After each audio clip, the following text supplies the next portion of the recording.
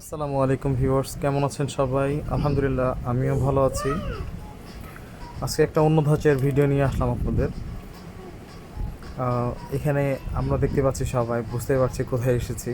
আজকে আমরা একটা ব্রয়লার বা পোলট্রির ফার্মে এসেছি। এখানে আজকে আমরা দেখাবো কিভাবে ব্রয়লারকে প্রথম দিকের কেয়ারগুলো এবং প্রসেসগুলো করা লাগে।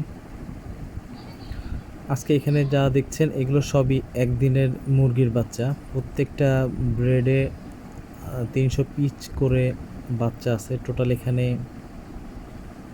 6টা ব্রেড আছে। প্রত্যেক ব্রেডে 300 করে 300, 1800 টোটাল মুরগি। এই মুরগিগুলো এখন হিটে থাকতেই বেশি পছন্দ করে, কারণ যদি এগুলোকে ফ্যানে রাখা হয় এগুলো ঠান্ডা লেগে যাবে, আর ঠান্ডা লাগলে এগুলো বাঁচবে না। আপনারা যারা মুরগির ফার্ম করতে চান তারা এই ভিডিওতে দেওয়া ইনফরমেশনগুলো দেখে আপনারা অনেকখানি উপকৃত হতে পারেন আশা করি। তো এইভাবে যদি আপনারা রাখেন, ইনশাল্লাহ আপনাদের মুরগির কোনো ঠান্ডা লাগবে না। প্রথম দিকে তেমন কিছুই লাগে না, কিছু ওষুধ লাগে, ওষুধগুলো আমি পরে জানাবো আপনাদেরকে।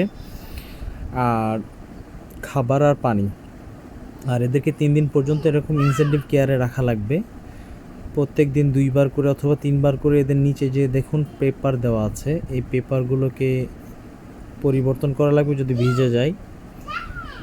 2বার বা 3বার করে এই পেপারগুলোকে পরিবর্তন করে নতুন শুকনো পেপার দিতে হবে।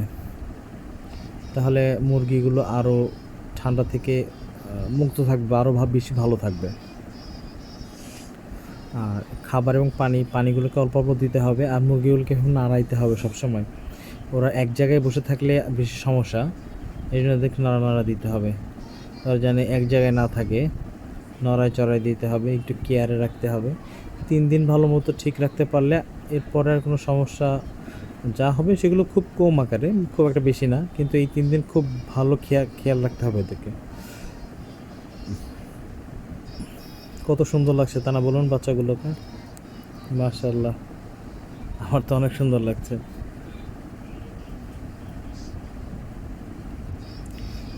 এই 3 দিন যাওয়ার পরে এদেরকে আবার নিয়ে অন্য একটা জায়গায় যাওয়া হবে। আমরা এরপরে আবার যখন অন্য জায়গায় নেওয়া হবে তখন সেখানকার ভিডিও আবার দেওয়া হবে।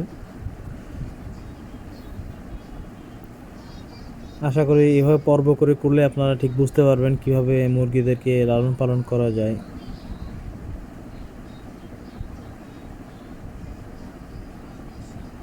কত সুন্দর লাগছে তাই না? মাশাআল্লাহ।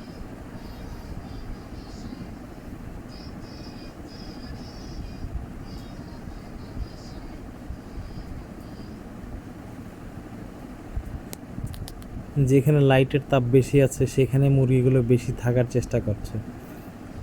ওদের এই তাপটা খুব বেশি ভালো লাগছে আর কি। এই জন্য লাইটের আলো তাপ যেখানে আছে ওরা সব সেখানে এক জায়গায় গিয়ে জড়ো হয়ে থাকছে। ঠিক আছে, ভালো থাকবেন। আল্লাহ হাফিজ।